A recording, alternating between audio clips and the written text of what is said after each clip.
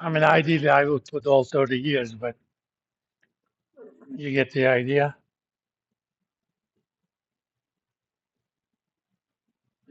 It's 3601.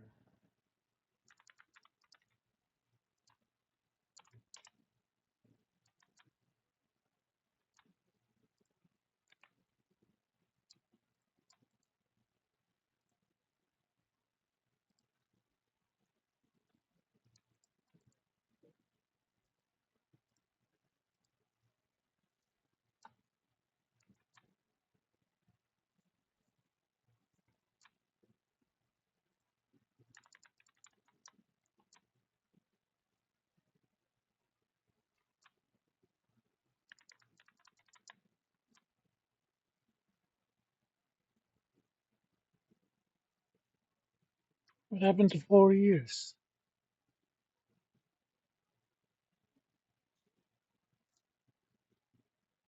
There is no 4 years. Oh, you can always interpolate.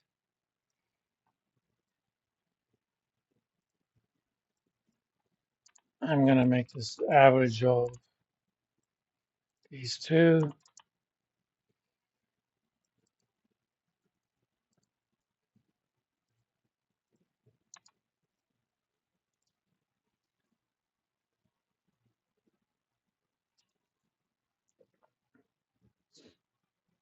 We're going to have kind of a bonus lecture next Tuesday, next Monday. Uh, I'll go over about how to actually interpolate interest rates. Okay, these are the interest rates we have.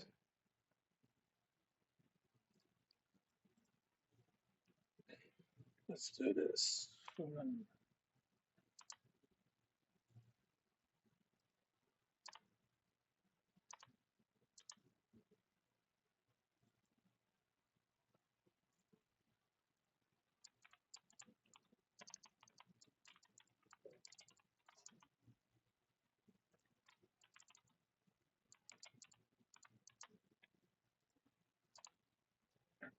I can now that I have those interest rates, I can calculate present value of each of those foreign amounts. The foreign amount divided by 1 plus the interest rate for that maturity raised to the power number of years.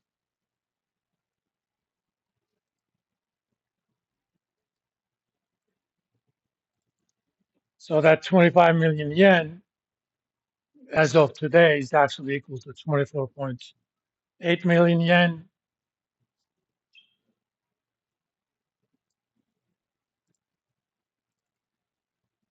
That last 75 million yen is equal to 70.5 million yen as of today, which means that I can calculate their sum.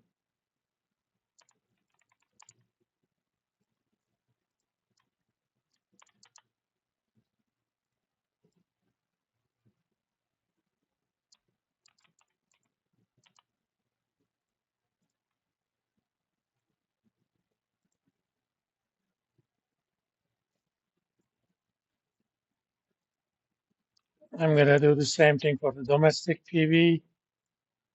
Domestic amount divided by 1 plus domestic rate raised to the power of number of years.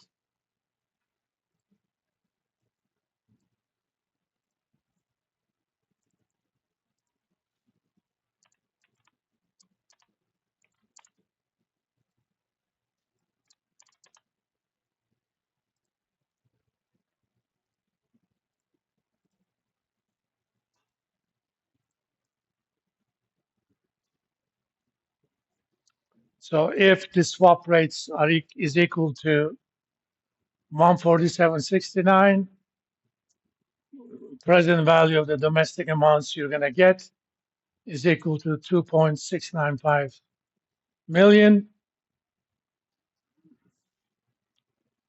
Well, This is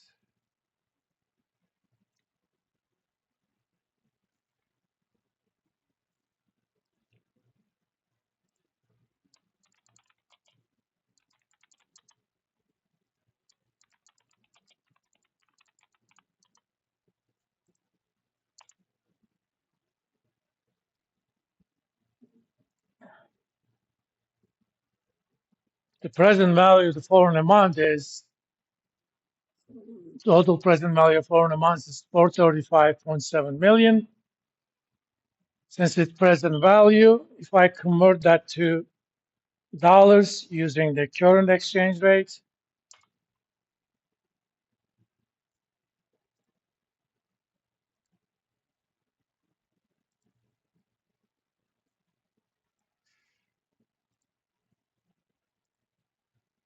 I'm going to make that black.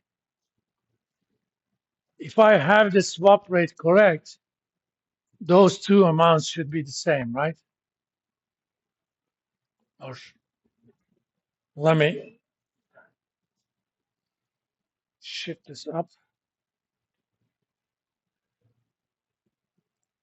Let's do this.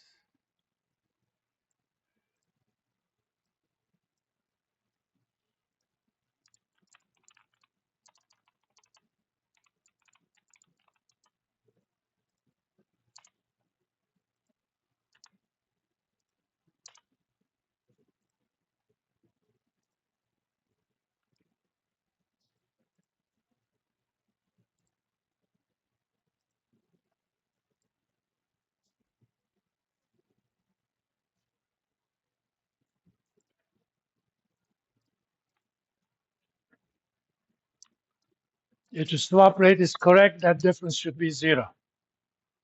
Do we agree on that?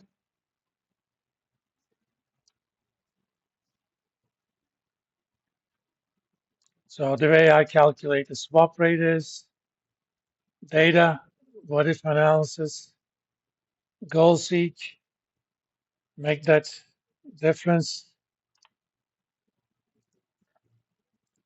zero by changing the swap rate.